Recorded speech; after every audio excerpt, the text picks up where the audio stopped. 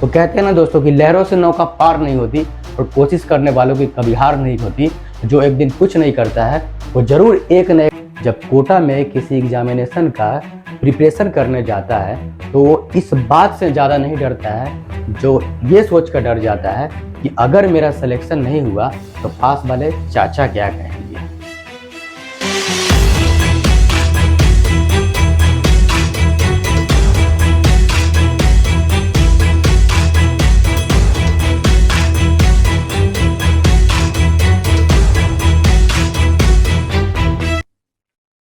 कोटा जो कि राजस्थान में आता है और इस नाम से आप बहुत अच्छी तरह से रूबरू होंगे।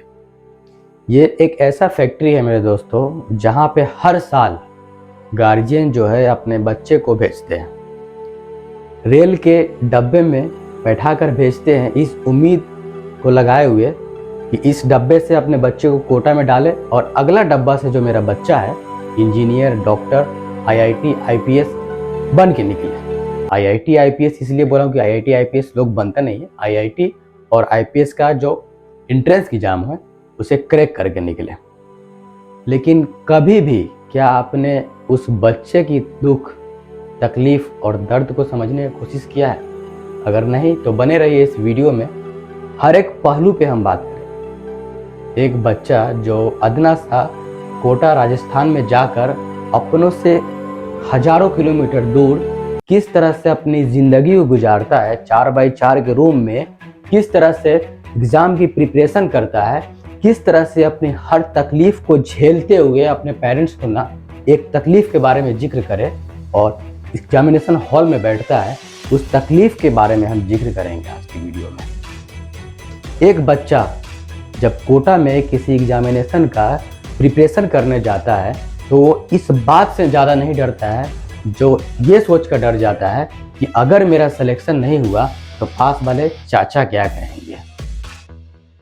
ये तो आप जानते हैं बहुत अच्छी तरह से कि अगर आप अपने बच्चे को किसी चीज़ का प्रिपरेशन करने के लिए कहीं भेज रहे हैं, अगर गलती से अगर किस्मत उस बच्चे का साथ न दिया और वो उस एग्जामिनेशन को क्रैक नहीं कर पाता है तो अगल बगल से ताने कितने सुनने को मिलते हैं।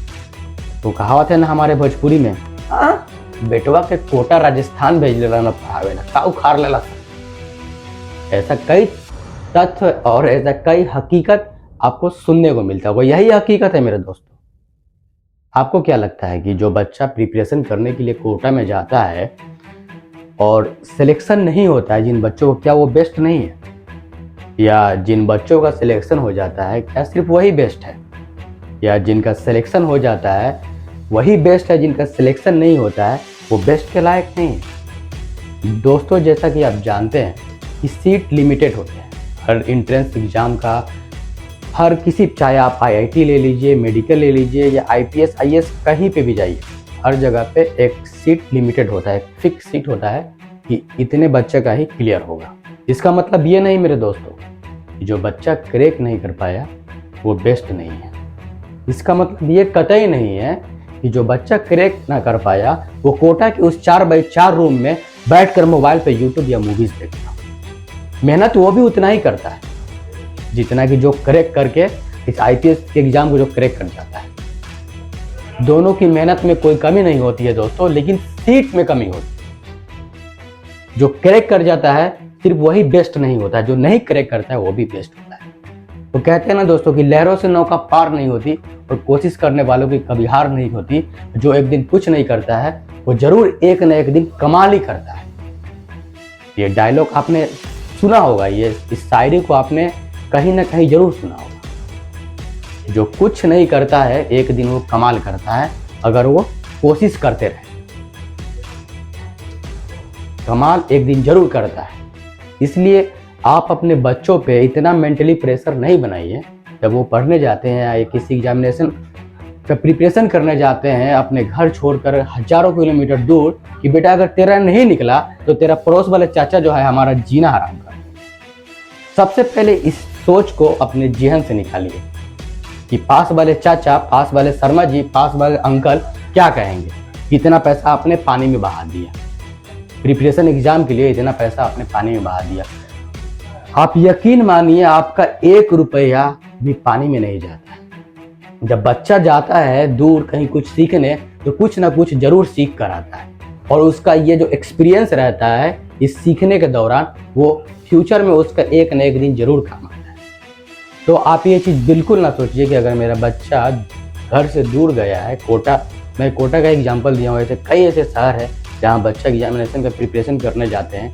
हिंदुस्तान के अब तो कोने कोने में ये चीज़ शुरू हो गया है कि कहीं आप अपने बच्चे को भेज रहे हैं, अगर उसका सिलेक्शन किसी वजह से नहीं हो पा रहा है तो वो अपनी ज़िंदगी में कुछ नहीं कर पाएगा। आप इस चीज़ को समझने की कोशिश कीजिए कि सीट जो होते हैं हर एग्जामिनेशन के लिए वो लिमिटेड होते हैं। आप इस चीज़ को बिल्कुल दिल में नहीं बैठाइएगा कि अगर आपका बच्चा का सिलेक्शन नहीं हुआ तो वो बेस्ट नहीं है, वो भी बेस्ट है, वो भी बेस्ट देता है। जितना छोटा रूम में आप अपने बच्चे को छोड़ कर आते हैं कि बेटा यही तुम्हारा रूम है, यहीं से तुमको हर एक एग्जामिनेशन का तैयारी करना पड़ता है, अगर आप उस रूम को कंपेयर कीजिएगा तो शायद वो आपके घर के रसोई से भी छोटा होगा। उस 4x4 के रूम में वो बच्चा बैठकर यूट्यूब पे या मोबाइल में गेम नहीं खेलता है।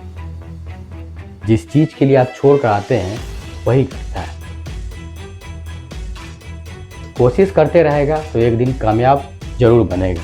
लेकिन कहते हैं ना कि कामयाबी सिर्फ पढ़ने लिखने से नहीं होता, मनोबल, सबसे पहले आपको उसका मनोबल बढ़ाना है। अगर किसी साल उसका सिलेक्शन नहीं हुआ तो मनोबल बढ़ाना है कि चल बेटा इस साल नहीं हुआ तो क्या हुआ, अगली बार तू ट्राई कर, तेरा जरूर होगा, हम तुम्हारे साथ है, छोड़ बगल वाले क्या कह रहे हैं। आई होप कि आपको ये वीडियो समझ में आया होगा। चलते हैं, फिर मिलेंगे नेक्स्ट वीडियो में, तब तक के लिए बाय, टेक केयर।